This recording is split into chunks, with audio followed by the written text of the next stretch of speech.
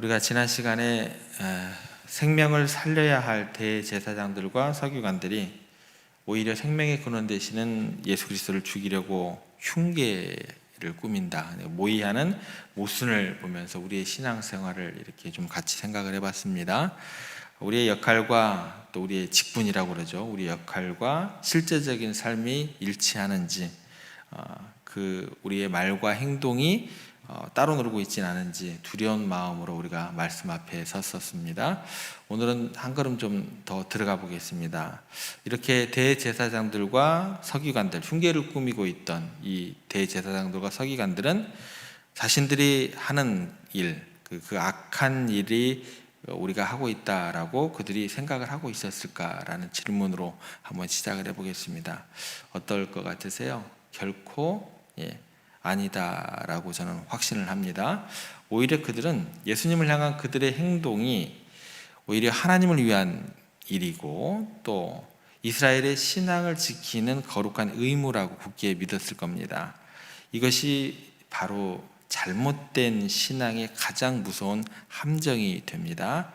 가장 헌신적인 종교인이 가장 무서운 악을 행할 수 있는 이유가 여기서 시작이 됩니다.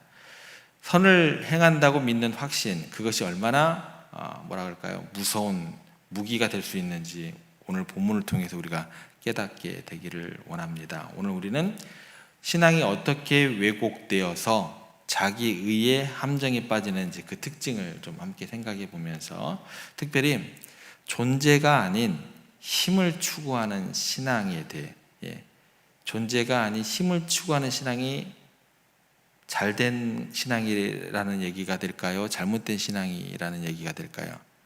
후자가 되겠죠. 존재가 아닌 힘을 추구하는 신앙에 대해서 우리가 좀 더 깊이 있게 좀 생각을 해보겠습니다. 자기 의에 빠진 사람의 첫 번째 특징은 뭐냐면 자신이 소중하게 여기는 것이 하나님과 뜻과 또 동일시된다는 거예요. 어떤 것이요? 자기가 소중하게 생각하는 것이 하나님의 뜻과 동일시된다라는 거예요. 지난 시간에 우리가 생각했듯이 대제사장들과 서기관들은 자신들이 수백 년간 이어온 전통, 또 율법 해석, 그리고 기득권이 곧 하나님의 뜻이라고. 왜요? 자기들에게 굉장히 소중한 것들이기 때문에 그게 하나님의 뜻이 되어버립니다. 예수님께서 이렇게 이야기를 하셨죠. 안식일의 주인은 나다. 갑자기 나타난 사람이 이렇게 되는 거죠. 네가 뭔데? 이렇게 되는 거죠. 사람이 떡으로만 살 것이 아니오 하나님의 입으로부터 나오는 말씀으로 살 것이라. 이 성전을 헐라 내가 사흘 만에 일으키리라.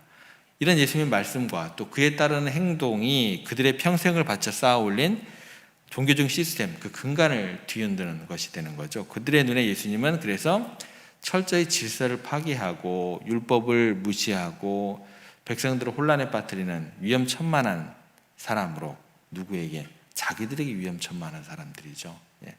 그래서 그들은 이제 이런 얘기를 하는 거죠. 우리가 하나님을 위해서 저 예수를 제거하는 것이야말로 우리가 소중하게 여기는 율법을 지키는 것이고, 우리가 정말 소중하게 여기는 이스라엘의 신앙의 순수성을 지키는 일이다. 스스로 이렇게 정당화해 나가게 됩니다. 이것이 자기 의의 무서움이다라는 거예요. 내 경험, 내 지식, 내 기준, 이것이 하나님의 자리에 올라서게 되고 그것에 맞지 않은 모든 것을 뭐예요? 이제 잘라내는 거예요. 틀렸다, 악하다, 이렇게 규정을 해버리게 됩니다.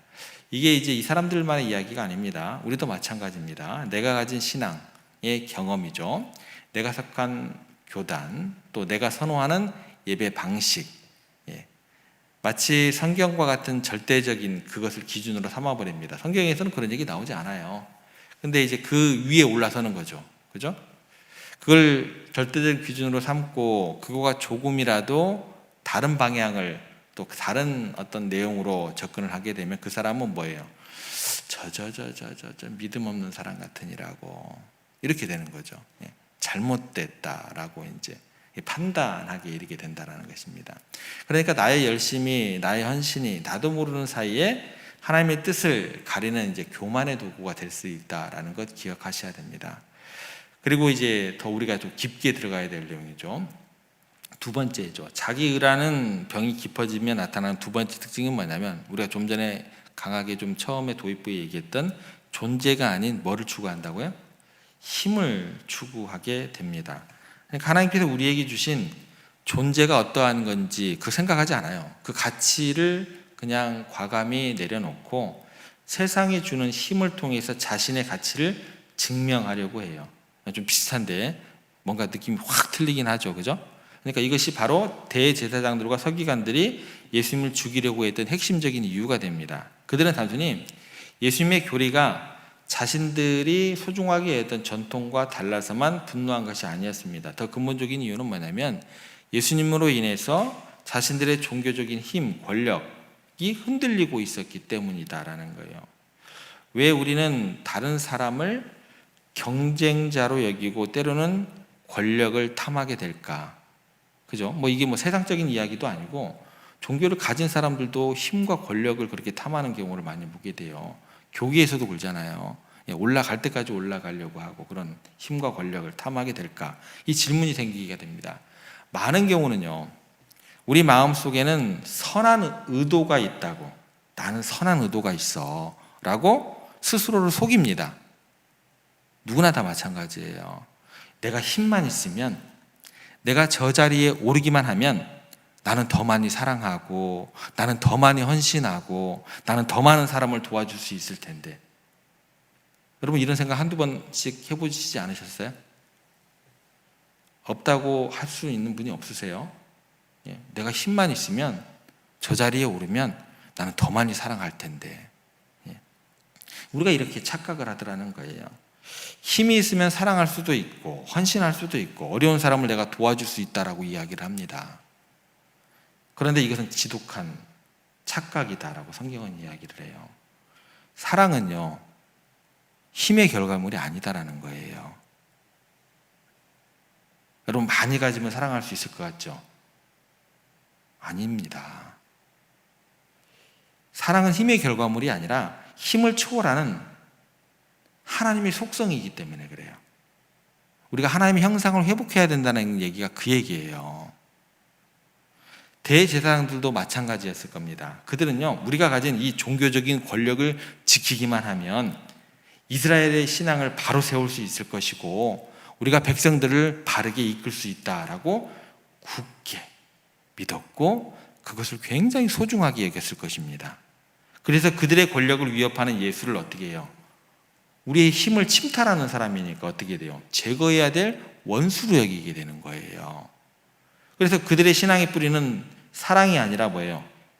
힘이었기 때문에 이렇게 작동을 하게 됩니다. 여러분 진정한 사랑이라는 것은 권력이나 힘이 아닙니다. 자기 희생과 겸손에서 나오는 거예요. 그래서 예수님께서는 힘으로 세상을 철저하게 다스리려고 하지 않으셨습니다. 오히려 그래서 뭘로 오셨다 그래요? 섬기는 종으로. 힘이 없어요. 그죠? 섬기는 종의 모습으로 오셔가지고 힘없이 십자가에 달리심으로 세상의 모든 힘을 초월하는 진정한 사랑을 보여주신 분이 예수님이다라는 거예요. 그러면 어떤 이야기가 되냐면 힘을 추구하는 것은 뭐예요? 인간들의 자기의가 되는 거예요. 사랑을 추구하는 것은 뭐가 되는 거예요? 하나님의 의가 되는 겁니다. 이게 완전히 틀린 거예요.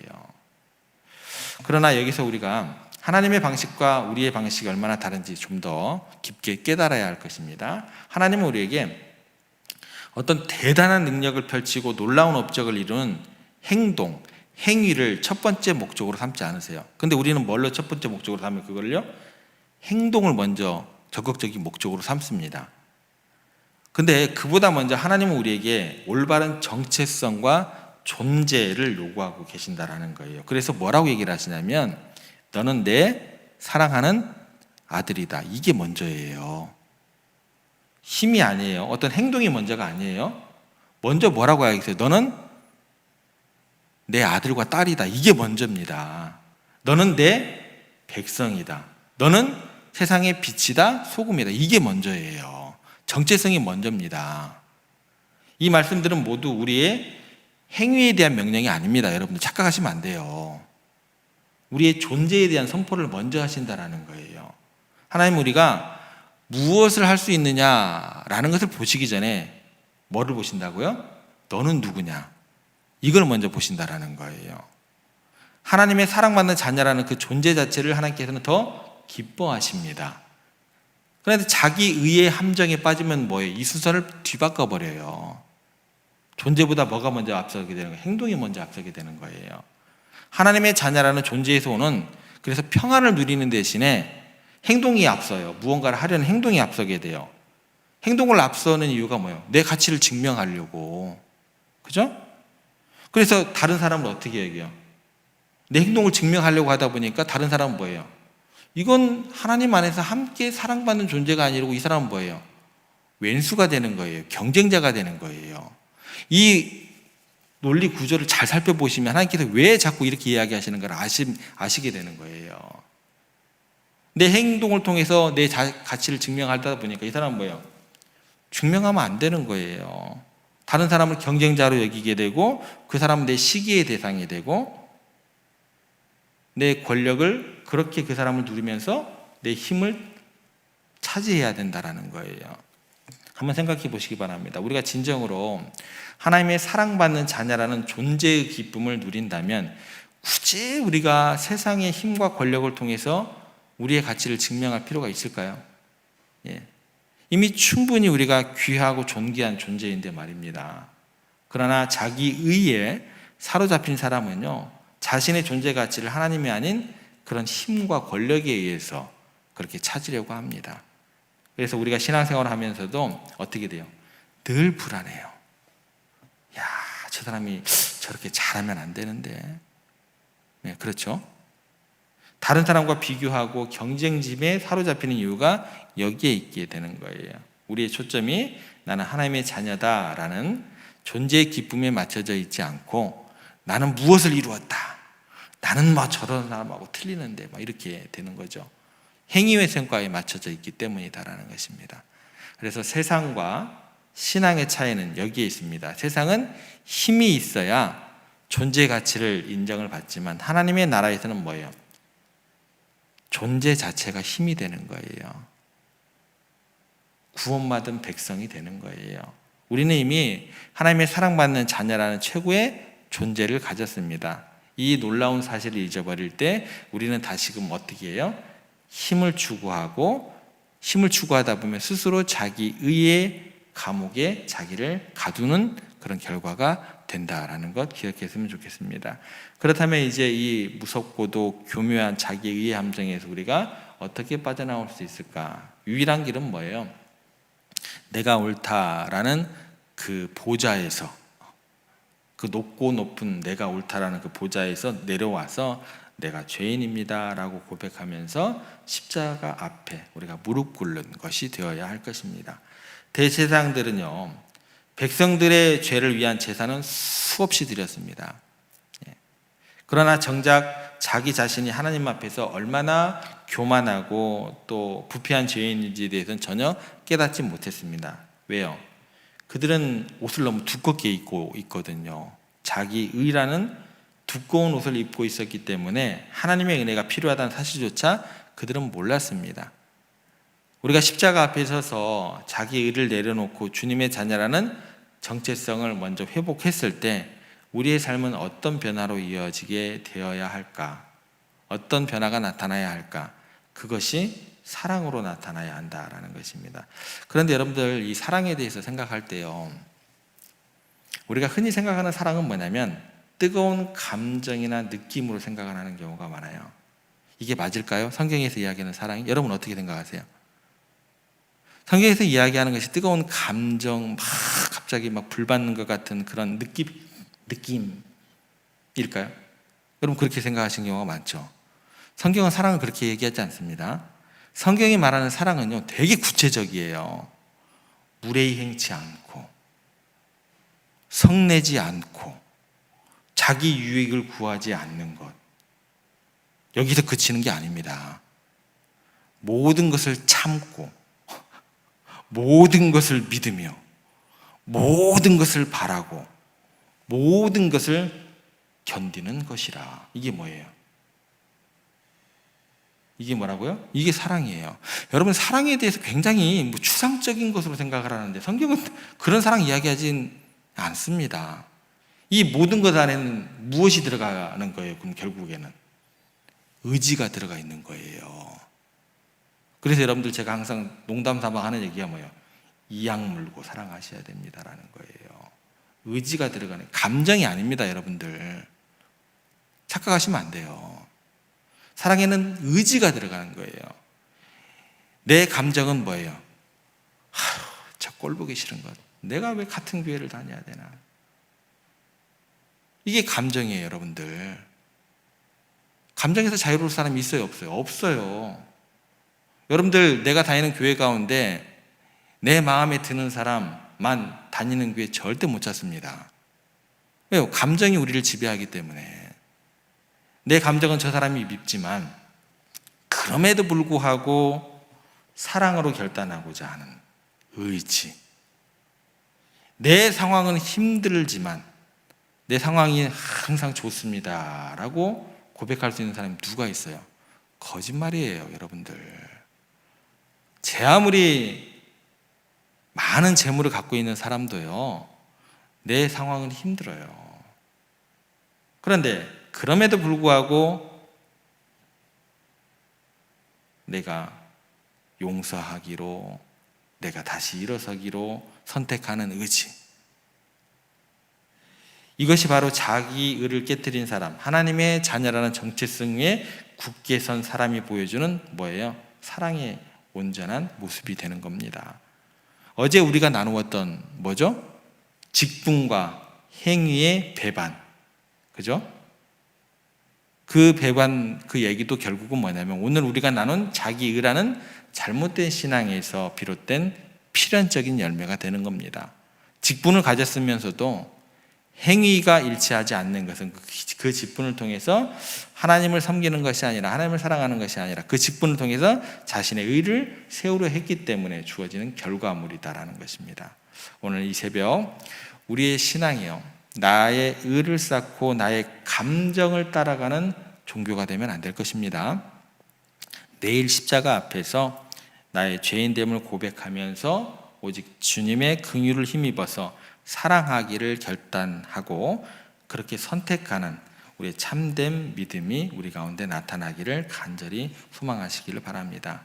예수님께서는 힘을 가졌으면서도 그래서 철저히 힘을 사용하지 않으셨습니다. 오히려 힘을 내려놓고 무력한 존재가 되시고 우리를 사랑하시기 위해서 십자가를 지셨다라는 거예요. 사랑하는 성도 여러분, 이 십자가 사랑만이 우리의 자기를 깨뜨리고 우리를 온전한 하나님의 자녀로 회복시킬 수 있으심을 믿으시기를 바랍니다. 십자가 앞으로 날마다 나아가시면서 내가 옳다라는 그런 교만 내려놓으시고 오직 주님의 사랑 안에 거하는 존재의 기쁨을 여러분 회복하셔야 돼요. 십자가의 사랑을 의지적으로 선택을 하시면서 그 사랑의 열매를 맺는 삶을 오늘도 내일도 그렇게 살아가시는 여러분들 되시기를 주님의 이름으로 부탁드립니다. 그렇게 하려면 어떻게 해야 돼요? 우리가 이 십자가 앞에 겸손히 무릎 꿇음으로 오직 주님의 사랑만이 우리의 유일한 의가 되는 참된 믿음의 여정이 시작됨을 우리가 믿음으로 고백하면서 그 무릎 꿇는 기도의 삶을 오늘부터 시작하시면 될 것 같습니다. 그런 시작이 오늘이 되기를 주님의 이름으로 다시 한번 부탁드립니다.